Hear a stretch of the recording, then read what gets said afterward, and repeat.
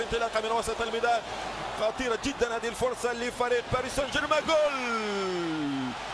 جول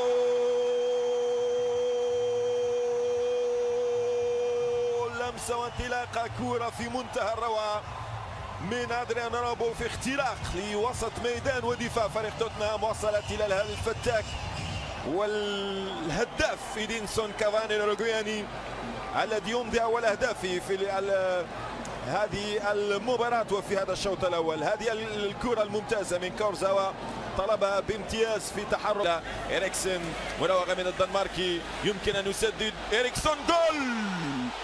جول كريستيان إريكسن، يا له من هدف في منتهى الروعة، هدف قنبلة، هدف صاروخ. إريكسن للتذكير هذا الفتى الدولي الدنماركي هو ثاني أكثر لاعب في الدوري الإنجليزي الممتاز تسجيلا للأهداف من خارج منطقة الجزاء. الموسم الماضي سجل 14 هدفا من خارج منطقة. Le but son actif la saison passée en première ligue. Il est formé. Oh, attention avec ce but! Cette erreur, cette énorme erreur de Kevin Trapp qui profite aux Spurs de Tottenham alors que je parlais de Vincent Janssen. Quelle erreur de la part du gardien allemand. Ça fait 2-1 désormais pour Tottenham sur ce but de casquette qui profite aux Anglais. Et là on revoit effectivement c'est d'ailleurs qui est là pour venir en opposition à des débuts compliqués tout de même là très clairement pour Kevin Trapp. Les 20 premières minutes de cette rencontre. Allez, le ballon dans les pieds de Guedes qui peut décaler avec la montée de Dani Alves. Le centre au premier poteau. Ce sera un corner à venir pour les Parisiens.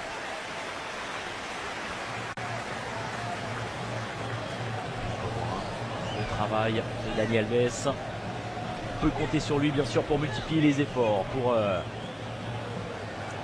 multiplier les dédoublements, les montées, récupérées par Eriksen. D'ailleurs qui est passé, qui peut transmettre attention avec Onoma. Walker Peters qui va s'appliquer pour ce centre là-bas au deuxième poteau avec la reprise. Elle est signée Georges Kevin Nkoudou. Ça passe au-dessus. Ça manque de précision, mais attention parce que là, ils sont en difficulté les Parisiens.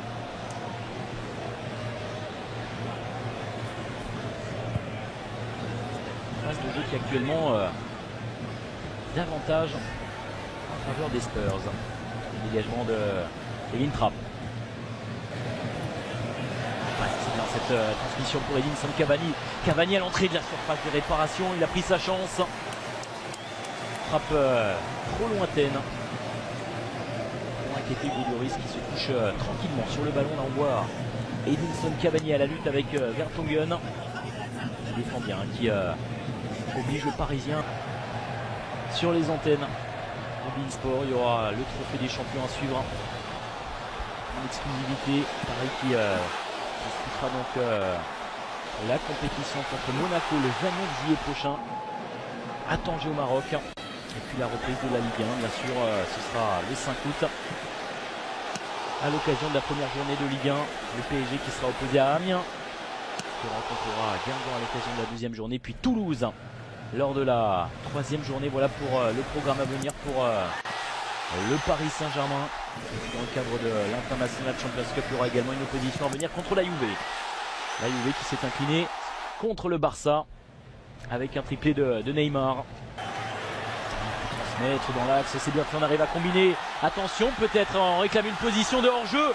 La tentative de talonnade. Ils sont dangereux, très clairement sur ces offensives. Regardez, ils sont dans son dos, il a tenté. De tromper le gardien allemand.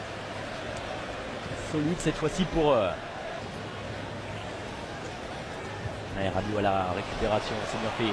qui peut transmettre. Pastore, Javier Pastore. Oh, cette fois-ci, c'est au fond des filets pour Javier Pastore, tout en maîtrise, qui est venu fixer Hugo Lloris. Et le Paris Saint-Germain égalise après Edinson Cavani. Javier Pastore est le buteur parisien.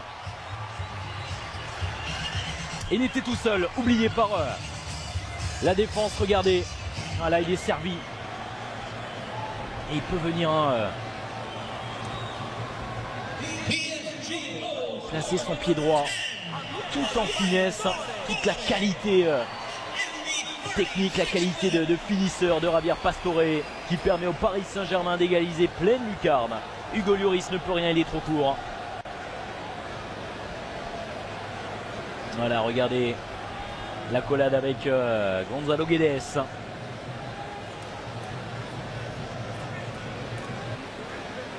On rejoint le groupe un petit peu plus tard et là on revoit cette main en dehors de sa surface. Voilà, la petite tape amicale. Regardez Thiago Motta qui vient réconforter Kevin Trapp avec un léger sourire. Parfois il vaut mieux en rire, mais là tout de même c'est plus que surprenant. Cette erreur inattention, ce mauvais réflexe, il a du mal à se situer. Kevin Trapp, il est clairement en dehors de sa surface de réparation. Et la décision est logique, bien sûr. Ressé également a fait son apparition côté parisien à l'entame de cette seconde période. Et donc ce coup franc à venir pour les Spurs. Areola qui place son mur. C'est frappé, c'est bien frappé, c'est détourné par Areola en corner. Voilà, la première intervention rassurante pour le gardien. كرة على أقصى اليسار، فرصة للسبيرز وكورزاوا. واو التسرع في هجمات توتنهام في هذا الشوط الثاني. ضاعت كرة على تريبير رقم 16 كيران تريبير،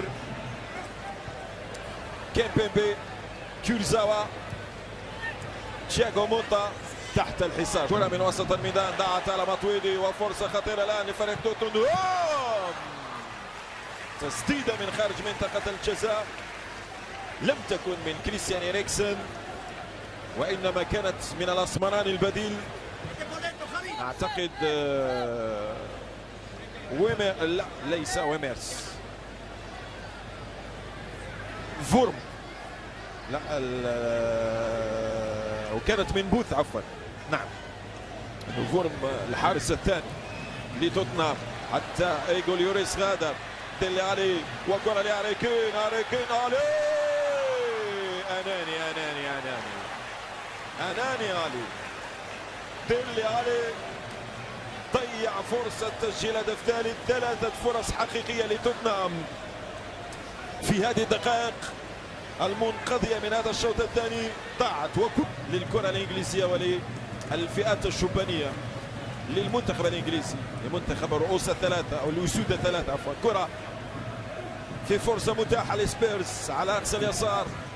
محاولة قائمة من بن دايفيز وديلي كاد أن ينجح في المناورة. شوف الضغط، شوف الضغط على حامل الكرة وعلى دفاع البي اس جي. يصعبون المهمة وب10 لاعبين في محنة البي اس جي. اختبار حقيقي ومهم جدا لتوليفة يوناي إيمري. تلعب ب10 لاعبين، تلعب تحت ضغط المنافس في مناطقك، أن تلعب كرة في انطلاقة لخيسي في هجمة سريعة لفريق البي اس جي. خيسي يعبر يمر، يسدد خيسي كرة فوق مرمى الحارس الهولندي فورم. حاول الإسباني ولكنه لم يتمكن. قلت سبيرز الذين نالوا لقبي الدوري الإنجليزي سنتي 51 و 61 وهي سنة 61 سنة 4 مرات. كرة لديلي واريكين مرت من الجميع. لازالت الفرصة والتسديدة ويتابع الدفاع. عاصفة هجومية لفريق توتنهام.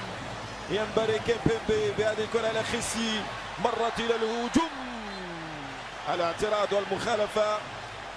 توبي ألدر صناعة الفارق، لمسة لها من رائعة، كرة ساحرة، فرصة هدف ثالث والحارس يتألق. ميتشيل فورم الحارس الهولندي ينقذ مرماه مثل ما فعل ألفونس أريولا. وأربع مرات متتالية لبياجي. أنخيل دي ماريا، خطيرة خطيرة، جول. لا، مرت عرضية أنخيل دي ماريا الأرجنتيني، كرته ابتعدت سنتيمتر واحد فقط عن الإسباني خيسي. هذه العرضية الثنائي الذي كان في ريال مدريد سابقا. دي ماريا عرضية تأخر عنها وينكس بامتياز، وينكس ولمسة لفيكتور وانياما والتسديد. بو بو بو بو بو بو بو بو بو جول.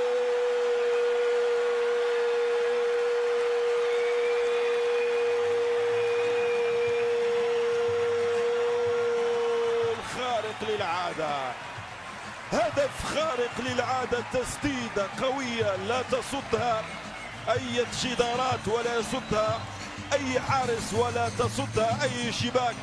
طوبي طوبي طوبي طوبي قوية جدا مثل ما فعل في الشوط الأول كريستيان إريكسن. تسديدة صاروخية من توبي ألدرفيلد فتى البلجيك. توبي يضع كرة في مرمى ألفونس أريولا، مقدما فريق توتنهام، مقدما سبيرز في المباراة الودية، ومسجلا 3 أهداف توتنهام، 5 أهداف هذا اللقاء. يا لها من تسديدات على الطريقة الإنجليزية. من لا يلعب في إنجلترا لهاري كين. خطأ من ماركينيوس. عموما الحكم احتسب ركلة جزاء لفريق توتنهام. الكرة كانت بحوزة هاري كين، والقدرة على الدوران والتسديد إلى المرمى كان ممكن. هناك شيء من شد القميص من ماركينيوس، لكن هل يصل إلى حد أن يعلن الحكم عن ركلة الجزاء؟ عموما ركلة الجزاء حاضرة. هاري كين أمام ألفونس أريولا. هاري كين هداف توتنهام يأخذ كل أنفاسه. هاري كين هل يجهز على المباراة بهدف رابع؟ هاري كين حتى ركلة الجزاء سجلت بقوة، حتى ركلة الجزاء سددت بأقوى ما يمكن من هاري كين. يمضي رابع أهداف سبيرز في هذه المباراة، وسادس أهداف هذا اللقاء الجميل والمثير وصاحب الفرجة والمتعة. في وسط المرمى سدد الكرة بقوة هاري كين، فلم يضيع مثل ما ضيع عديد الفرص فريق توتنهام في أول ربع ساعة من المباراة، ولكن استغل النقص العددي للفريق الفرنسي في اللحظات الأخيرة من المباراة. التعب والإرهاق وأنت في رحلة طويلة تقودك من مدينة إلى مدينة، وهناك في الولايات المتحدة الأمريكية، والتركيز والتفكير منصب على